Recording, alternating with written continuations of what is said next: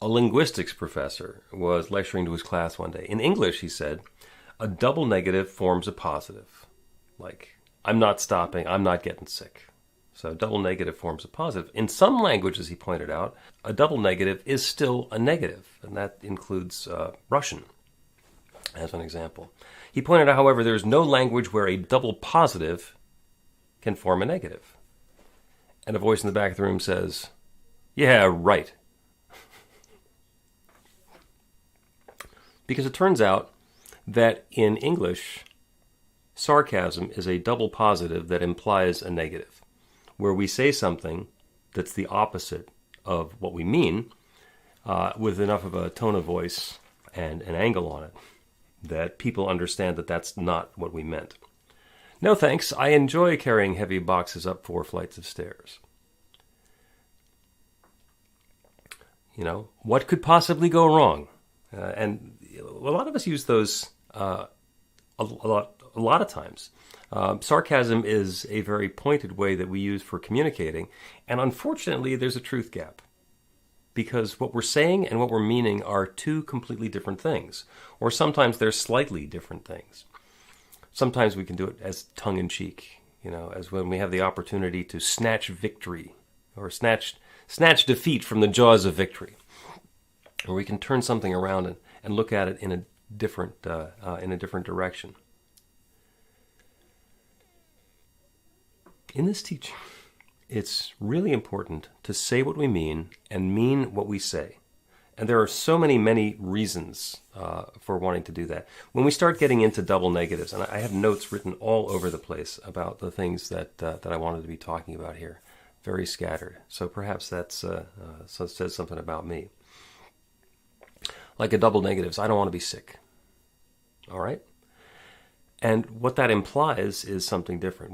When somebody says, I don't want to be sick, we think that what they mean is that they want to be healthy, or that they want to be comfortable, or that they want to stop being sick, whatever the experience of sick happens to have been. But it's that implication that we think we know what we mean when we're saying what it is that we don't want, that people are going to understand what it is that we do want. So if somebody doesn't want to be sick, there is a very easy way to stop being sick, which of course is sudden death. Probably not what they're talking about. Probably not what they want. I'm afraid of losing my house. Okay, well, it's possible that the roof will blow off and water will get in and the house will be filled with mold, in which case losing the house would not be the worst thing that happens to them. The invitation is always for us to be very specific about what it is that we're looking for, to be not necessarily positive, but clear. What is the situation that we are looking to have happen in our experience so that we can invite that in? And my boss is a jerk. Now, a lot of times we can say things like that. I work for myself, so my boss, you know, your call whether or not my boss is a jerk, but I'm not going to say that. But there are people who say, my boss is a jerk. And what are they looking for? Are they looking for somebody to agree with them? For somebody to commiserate? Are they looking for people to understand that they want to get a different boss or a different job or a different line of work or some other change that they want to have? So it's possible that when somebody says my boss is a jerk, that they want any of those things or all of those things, or they might just be exercising their ability to say that their boss is a jerk. What does that mean? What does that mean to them? So it's wonderful to be able to dive in and understand what it is that somebody meant. And I absolutely understand that we run the risk of seeming really boring, or perhaps really stupid when we ask those questions, which when somebody says something that's either self-deprecating or sarcastic or tongue-in-cheek, when we ask them what they actually mean, they go, oh, like, you dumbo, you don't know what I'm talking about when I say that my boss is a jerk. I'd love to get a different job and have somebody who treats me well and pays me what I'm worth. It's like, oh, okay. Say that. You know, somebody says, I'm not happy with my weight. Interesting data point. Thank you. That's very valuable. What is it that's making you unhappy? And why are you pinning it on your weight? And would more weight make you happier, or would less weight make you happier, or would there be some other circumstance that would bring more happiness into your life? Because I heard that there's happiness missing. There's a happiness abscess, and it has something to do with your weight. But what would you like to have instead? My dad, who had a very biting sense of humor, sometimes would say, "You want to lose 20 ugly pounds? Cut off your head." Now, Dad was pretty harsh, and I wouldn't think that somebody wants to do that. But what do you mean? What do you actually mean? What is it that you are looking for? So run the risk of being a little bit boring, a little bit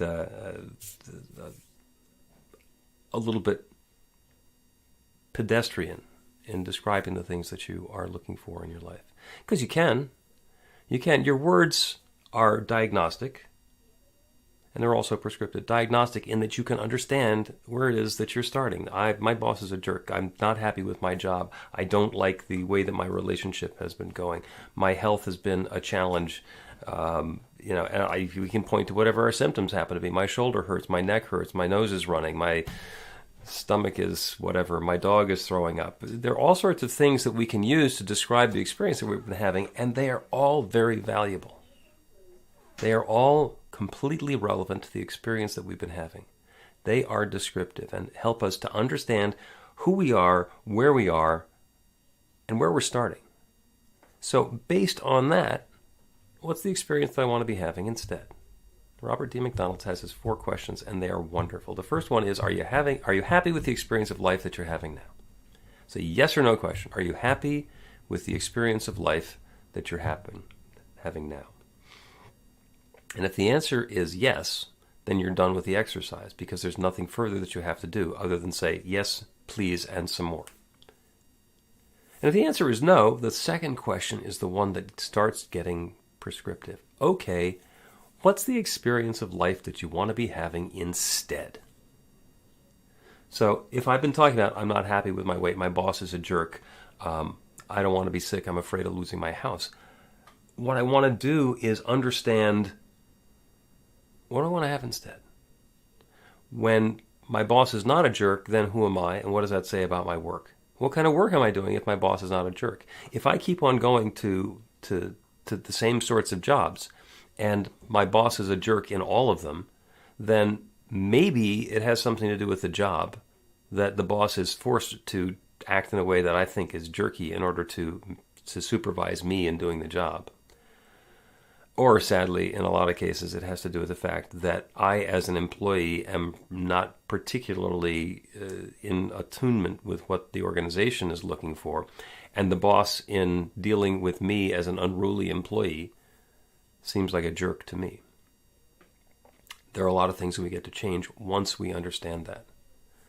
Early in my career, I was referred to as a management nightmare. and in fact, in a lot of ways, I was. Headstrong, had some very, very strong opinions. I liked to get my way. I tended to be right, which is the worst thing for somebody who is acting arrogant, is for them to actually be right, because then it's very difficult to make them stop. Let me change that, to make us stop. So I was in my 20s, and I had been described as a management nightmare by more than one of the senior managers who was in the organizations that I was working for. This is back when I was in the radio business. And interestingly, several careers later, employing exactly the same skill set and the same personality and the same ability to look at the circumstances and understand what our organization should be doing and push in that direction, I was referred to as the owner of the company referred to me as his secret weapon. I was doing the same thing I was doing when I was a management nightmare, but the difference was I was doing it in a way that was in alignment with what management was looking for. They were able to take my ability to push against the way that things had been, and instead of having it be pushing against them, I was pushing against the industry. I was pushing against the competition. I was pushing against the status quo, and we were able to change things. And that's how transformation and breakthrough and growth happens. And of course, that made those early days when I was labeled as a management nightmare much happier. No, those were still pretty much what they were. And that's okay, but it's about being either prescriptive or diagnostic, and understanding the difference. What's the experience of life that I want to be having instead?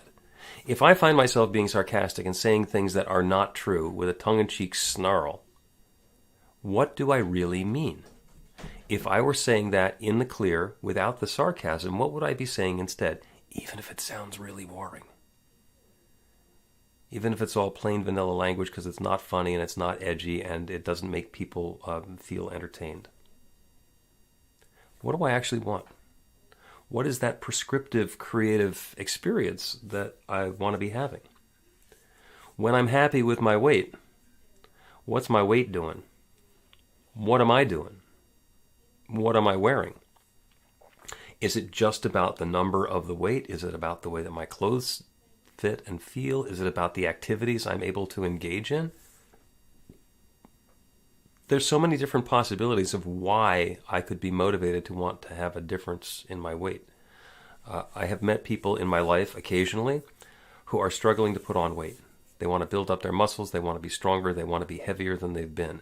And I think, wow, that's unfamiliar. But I also understand what it is that they're trying to accomplish, because there's something that they're yearning for, an ability to lift the weights, or to run the race, or to compete in something, or to look different in their own way. And that's fine as long as we understand what we're looking for. And that gets us to the notion of yes and. This is what I want, and what else could that mean? So, somebody says, I want a wonderful, loving relationship with my perfect partner, and I love having time to watch professional wrestling. So it is completely possible that we will fall in love with that wonderful person who loves to watch professional wrestling with us. Is there a possibility that we can get into a wonderful, committed, uplifting relationship with that perfect person, and have that perfect person be so supportive of our desire to enjoy watching professional wrestling that they make the space for us to go with our friend and enjoy professional wrestling without having to go with us? Is that a worthwhile possibility? And if it is, then let's be open to that possibility. And if it's not, if it's got to be the same person who I'm going to be doing the professional wrestling and the rest of my relationship with, let's understand that could be a bit more challenging, and there might be some other pieces that have to fit together into that are different. Somebody says, I want to be prosperous and spend time helping others. Okay, that is noble, and I know a lot of people who like doing exactly those sorts of things. And the question that comes along is, do we want to have a job that supports our lifestyle that also helps other people? Or are we okay with a high-paying day job that's not too taxing or demanding on us, so that we have time in the evenings and on the weekends and around the edges to take the gifts that we have and support other people, and also to bring that level of prosperity to it? It has been said that hungry people make lousy philanthropists. And it's because if we're so interested in making sure that we're fed, that we don't have enough resource left to share with somebody else, it can be really limiting. We need to fill our own cup first. So, and I know a lot of people, including, there's a guy who's a minister out in California who had a really, really well-paying day job. And he was the senior minister at a very large New Thought congregation in Palm Desert, California. And he was there every Sunday, and he had a big staff, and there was every reason to believe that he could be completely supported by the organization. And it was, no, he's going to let the staff run the church all week long, and he's going to go do his stuff that he's doing that really feeds him and pays really well, and then come back and share the stories of the insights that he's gotten by doing that, having his other life with the congregation. And it worked really, really well up until he retired from doing that.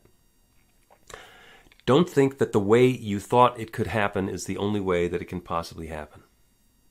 There are so many, many ways that things can come into our experience that are different than what we thought.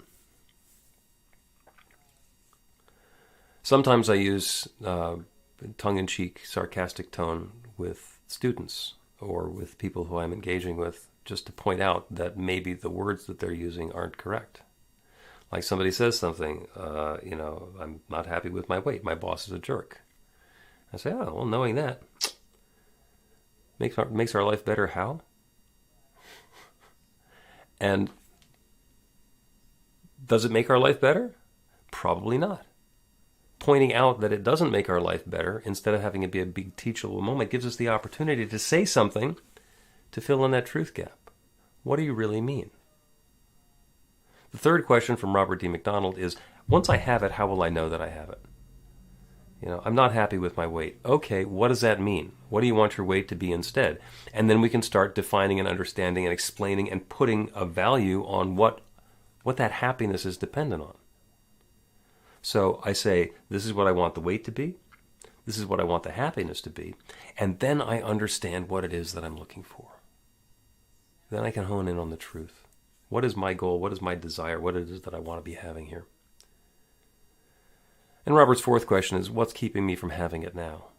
And that's a whole question about addressing our blocks and our false beliefs and whatever negativity we're perceiving to be in the world around us, so that we can open up to something different.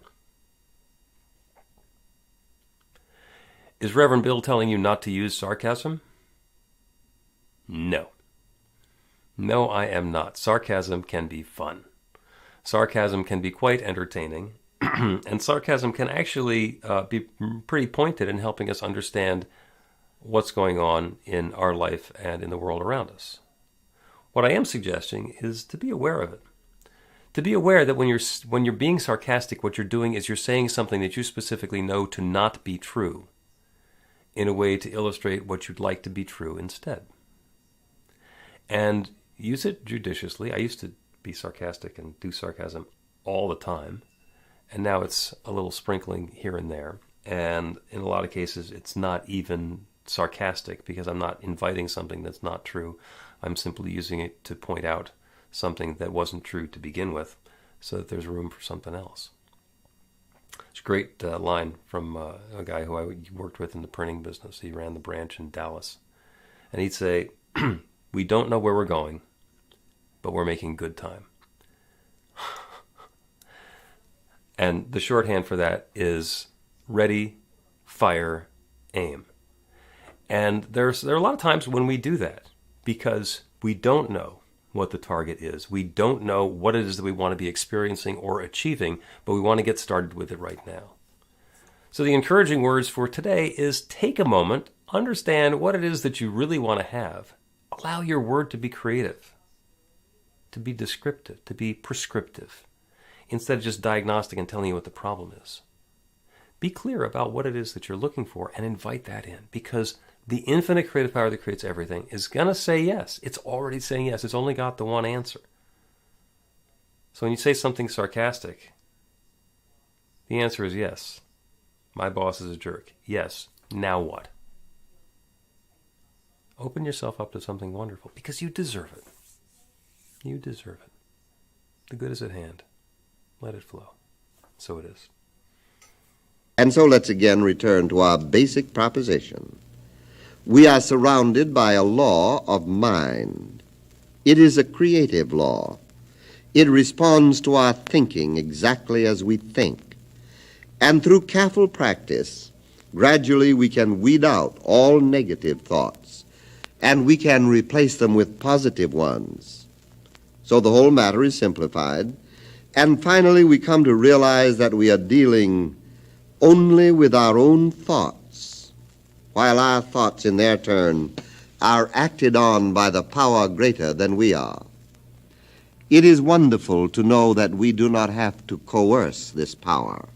It is always there, always ready, always able and willing to respond. But it is impossible for it to respond to us in any other way than by corresponding to our thinking. It is indeed like a mirror reflecting back our thoughts to us. We do the thinking, the mirror does the reflecting. If we want the picture in the mirror to change, we change the image in front of it. And so it is with our thoughts.